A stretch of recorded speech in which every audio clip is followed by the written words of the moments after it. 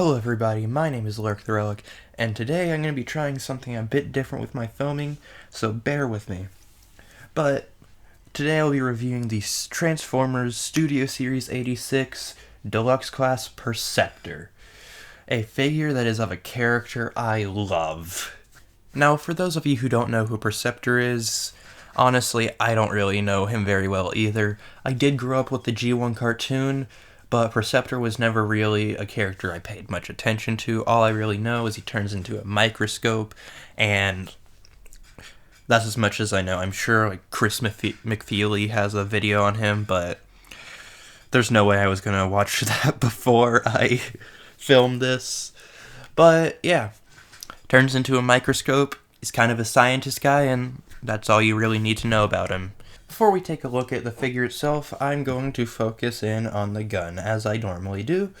And it's a pretty nice gun. It's done in the same red plastic as the rest of the figure.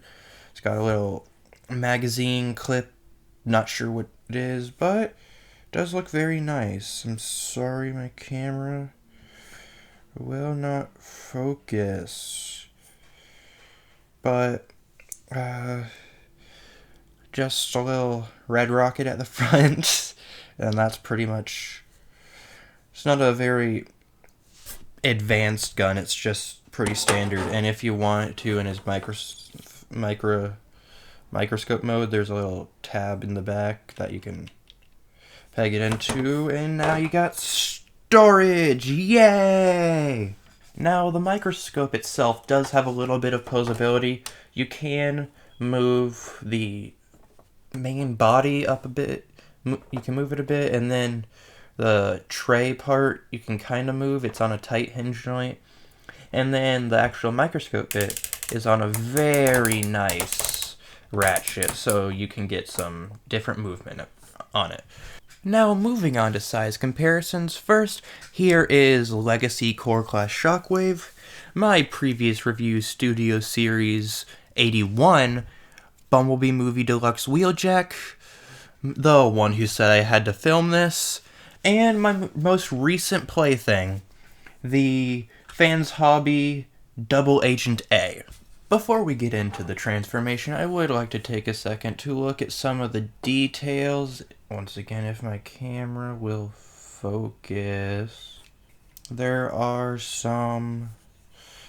dials on the here, and here. And then there's I don't know how well you can see it, but there's a bit of molded detail behind the microscope. But since it's all bare red plastic, it kind of gets lost. So you could panel line it and it would look a lot better, but otherwise the detailing isn't really necessary. Before we get into transforming him into robot mode, there is one more mode I'd like to talk about. And it's pretty simple. Just if you have the gun attached, undo it. Then you take the legs, fold them, and you'll see there's a little tab or hole right there and a tab right there. Flip the legs around and line it up. And you'll do the same thing on the other side. Make sure everything is lined up, which isn't hard, but for some reason, now that it's on camera, it's gonna be a bitch. And then there you go. You have a tank mode, and you can see some new treaded detail, and that's pretty much it. Now, this is the official tank mode, but what I like to do is lift the microscope bit up and fold the tray down, and I feel like that's a bit more streamlined. And then if you want to store the gun, there's a tab right there that you would plug it in right there too. And that's pretty much it for this mode. Now I'll do some quick size comparisons. Here he is with Shockwave, Wheeljack, Nemesis Prime, and Double Dealer in his bird mode, cause why the fuck not? Now that that's out of the way, we can go ahead and move on to the actual transformation. And it's pretty simple. I was able to figure out pretty much without the instructions right out of the box. So you're gonna untab the legs and fold them down. Then you'll take the foot and put it into place like that. Next, you'll take the microscope bit, lift it up, then take the arms and move them down. After that, you'll take this bit and push it down, then you'll take the whole microscope and push it down, then push it. Then it's on another hinge, so it looks like that. After that, you'll take the arm, snap it into place, rotate it around, and pull the hand out. And finally, you'll take the head. This part is the hardest part. So what I recommend doing is get your thumb right here and push a little so you can flip the head out and rotate it all the way around. After that, you have Perceptor in his robot mode, and I think he looks absolutely wonderful. He looks just like I remember him from the G1 cartoon, and I don't really know what else to say. He looks good. One thing you can do that I find a bit strange is you can take the microscope and untab it, and then there's a little tab on this blue thing and a little hole right there. So you could have it like that if you would like to, but I don't know. I don't know if this is a reference to maybe a comic or some point in the G1 cartoon. I don't really remember all of the G1 cartoon perfectly, so I don't know.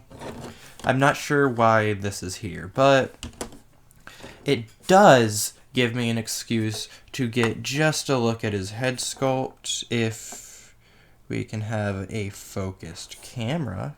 Looking at his head, you can see he's got a really nice, like, very glossy silver face, and the blue eyes are just amazing. And then there's a yellow rectangular, like, thing, crest. It's very G1. It's not very, I don't know how else to describe it other than it's G1. Very nondescript, very 80s. Now that my camera's actually focusing, I would like to go back and look at the detail on the now chest. There's a nice Autobot white outline, and you can see these rectangles almost remind me of gas containers, but once you push it back up, the detail is a bit lost, but I really do like the little glass. I know it's not glass, it's clear plastic, but it looks really nice. And then moving down, you can see some nice detail on the thighs and the legs, and a better look at the treads from the tank mode. And then you can see how the dials look. They don't turn or anything, but they don't have to. Moving on to posability, for a mainline deluxe figure, he is pretty posable. I'm gonna get this out of the way just so it's easier to see. There is a ball joint at the head. He can look up a bit, down a bit, side to side. He can kind of tilt his head. Then a ball joint at the shoulder, which allows 360 and out that far. A bicep swivel. A bend at the elbow, which goes that far. Nothing at the wrist unless you want to count the transformation, but I don't. Then he can waist swivel, and he can kick forward that far, back that far. He can go out that far. Then he has a thigh swivel, and as I'm sure you've seen, his leg, due to the way he transforms, it breaks a bit. And it does get a bit annoying while posing him, but it's not the end of the world. I just wish it would lock in better than it does. He has a bend at the knee that goes that far, and I love the little detail that's revealed. It's nothing crazy, but it does. It just makes me feel good. And then he has a little bit of toe wiggle, but I feel like it's not supposed to do that. And then a really nice ankle pivot. but none of the nice detail that the knee had, but it doesn't really have to. So you can get some pretty good poses out of him. You can also give him his gun. He can either hold it, which doesn't look bad, or you can put it in the same spot it was in the microphone mode, and just plug it there, and it'll actually go straight now. And one thing, there are these two tabs on his shoulders that they look like the gun could go into, but the hole is a bit too small. So I'm not sure what the point of those are, and it's the same with these holes on the legs. Moving on to size comparisons again, here he is with Core Class Shockwave, Deluxe Wheeljack, which again just proves that Wheeljack is way too small for a Deluxe class figure. The guy that I lied, he did not force me to make this video. I repeat, he did not make me record this guy next. And Double Dealer in his Autobot mode.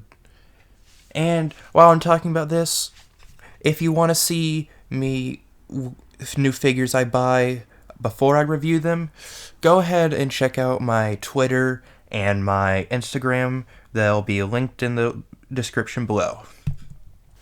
Overall, this guy is amazing. I absolutely recommend him.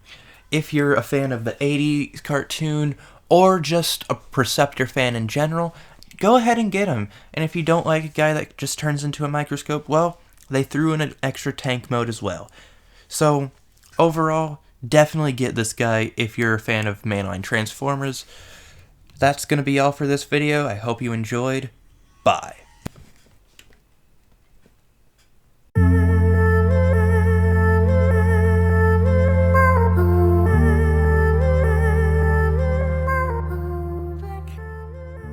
Next week, I'll be going from an Autobot tank boy to a Decepticon tank boy.